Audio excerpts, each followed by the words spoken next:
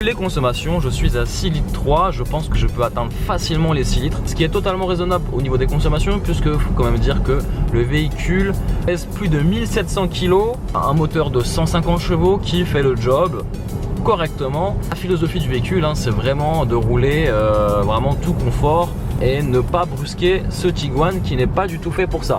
Voilà. Le Tiguan a plusieurs arguments. Plus grand, plus spacieux, il offre 7 places de série, c'est le plus long d'ailleurs de sa catégorie avec 4,70 m. Il est le seul à proposer un large choix de motorisation pouvant atteindre les 240 chevaux. C'est aussi l'un des rares à disposer d'une transmission intégrale 4Motion, pratique pour ceux qui ont l'idée d'habiter en montagne. Enfin, il enfonce le clou en proposant une offre technologique digne des modèles premium, tout comme la finition et l'assemblage des matériaux toujours au top. Alors je suis toujours à bord de ce Tiguan. Et comme j'ai une version 4 roues motrices, donc 4Motion, je peux sélectionner mon mode de conduite et surtout le type de terrain sur lequel je peux évoluer. Tous ces modes là vous permettent, on va dire, d'évoluer sur des terrains plus ou moins difficiles grâce à la technologie 4Motion que propose Volkswagen sur ce Tiguan.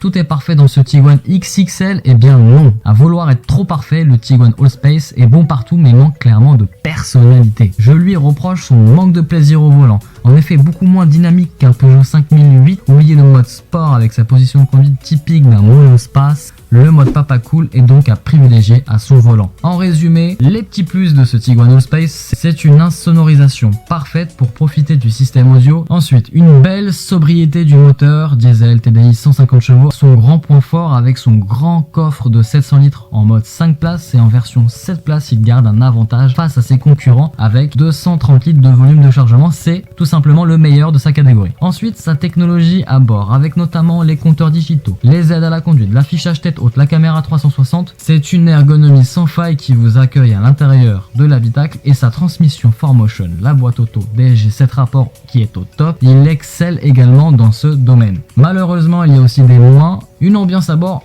très austère. C'est loin d'être l'habitacle le plus fun et c'est bien dommage. Son comportement routier un poil embêtant même en mode sport. Alors l'ami JB vient nous faire découvrir un petit détail. Le détail qui tue, c'est ça. En fait, c'est une lampe qui se détache. Donc là, elle fonctionne pas parce qu'elle est peut-être déchargée. Elle est complètement déchargée, mais effectivement, après, imaginons qu'elle s'allume et donc du coup, ça te sert à quoi en fait? D'allumer. Vous avez des petites LED qui éclairent comme ça. Sauf que quand on est en pleine nuit et qu'on doit chercher un truc dans son coffre qui est ici, alors que c'est juste allumé ici, c'est pas con. C'est un peu la galère. On prend ça, on allume et on peut chercher partout dans son coffre. Et ça, on le perd pas. Ensuite, on le remet là.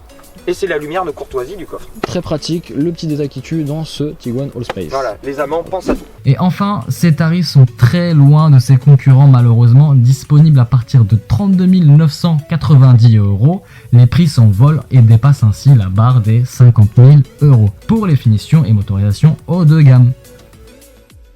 Bon, JB, je t'apprends rien. Ce nouveau Tiguan donc possède 7 places, fait 21 cm de plus en longueur, 11 cm de plus en empattement et surtout un coffre immense de 700 litres en version 5 places et 230 litres en version 7 places. Exact. Ici, on est en version 6 places. Donc là, l'idée, c'est qu'on va tester un petit peu l'habitabilité Hop, à l'arrière de ce Tiguan. Bah écoute, à l'arrière de ce Tiguan, j'ai pas mal de place. On a plus de place que dans le 5 places. T'as 5 cm de plus, il me semble. Ouais, 5 cm de plus au genou. Et t'as une banquette coulissante. D'avoir une banquette coulissante sur 18 cm. C'est pas mal, hein. Là, je suis reculé à fond, je suis vraiment à l'aise. Et ça permet de laisser un petit peu de place aussi. Hop là. Pour le coffre, si tu veux ajuster le coffre aussi, du coup, ça te permet d'agrandir. Et surtout pour les personnes qui seront et oui. au rang à l'arrière. Parce que c'est une 7 places, effectivement. C'est une 7 places. Oui. Alors on a un accès qui sera assez facile pour les enfants. Bon, là je suis avancé à fond. Assez facile pour des enfants, par contre pour des adultes c'est un peu moins facile. Ça va être un peu difficile. Hein. Voilà, installé. Comment tu te sens? Et une fois qu'on est installé, hop. Regardez la tête de JB, voilà. Moi je mesure 1m79 et clairement il en faut pas plus. La garde au toit c'est un petit peu limité et au genou quand la banquette est avancée à fond ça va. Par contre il ne faudrait pas que le passager devant moi recule parce que sinon j'aurais clairement les genoux dans le dossier. Bah forcément on a compris, les 2 places à l'arrière c'est pas pour toi mon petit JB mais c'est plus pour des enfants. Ok, et oui. On est d'accord. Ou pour des adultes en dépannage sur des petits trajets. Ok, tout ça. Et là on se retrouve avec un coffre bien plus grand. Hop. Voilà, là on a quand même 2 gros sacs de voyage. Ouais. Donc un là, sac à dos. On a 700 litres à l'intérieur et là vous pouvez vraiment vous rendre compte du volume de coffre qui est beaucoup plus qu'appréciable. Là on peut partir vraiment en voyage avec toute la famille. Vous voulez transformer ce véhicule en véhicule utilitaire, vous avez encore la possibilité de rabattre la banquette arrière. Oh, JB va nous montrer un petit peu. Et voilà. Pas de plancher plat. Ah, pas de plancher plat. Mais là par contre vous avez un volume de coffre qui atteint 1700 litres. 1775 si je ne me trompe pas. Donc ces 7 places sont de série contrairement à un de ses concurrents ou ses concurrents. Bon, je refais un petit point conso les amis. On est à 5 litres 6. Donc on est quasiment aux mêmes consommations qu'annoncé par le constructeur. Ce qui est donc assez remarquable, hein, voilà, malgré les apparences, le Tiguan consomme très peu. Bon, on est toujours avec l'ami JB, cette fois-ci on va pas vous présenter le design de cette Porsche, mais de ce Tiguan. Qu'est-ce que tu penses de l'arrière? Moi je le trouve toujours cubique. On a ces arêtes là, et les feux qui sont dessinés de manière super anguleuse, ça donne un côté très carré et très massif à la voiture. Donc alors le porte-à-faux, c'est cette partie-là, il est rallongé de 10 cm par rapport à la version 5 places. On a 11 cm d'empattement supplémentaire. Du coup ça profite aussi à l'espace arrière avec une portière beaucoup plus grande.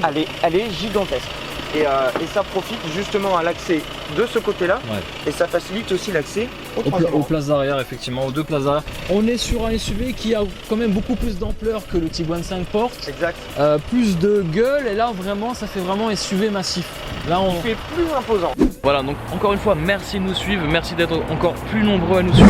Merci de votre fidélité et j'espère que cet essai vous a plu. A très vite pour de nouvelles aventures. Ciao.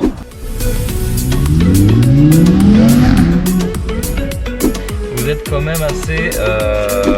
c'est bon, je retrouve mes mots. Je peux tourner? C'est déjà son... deuxième sortie. Alors pas son GPS, son confort. Et ben je m'arrête là. Ensuite, la deuxième sortie le côté... Le côté... Tournez maintenant légèrement à droite.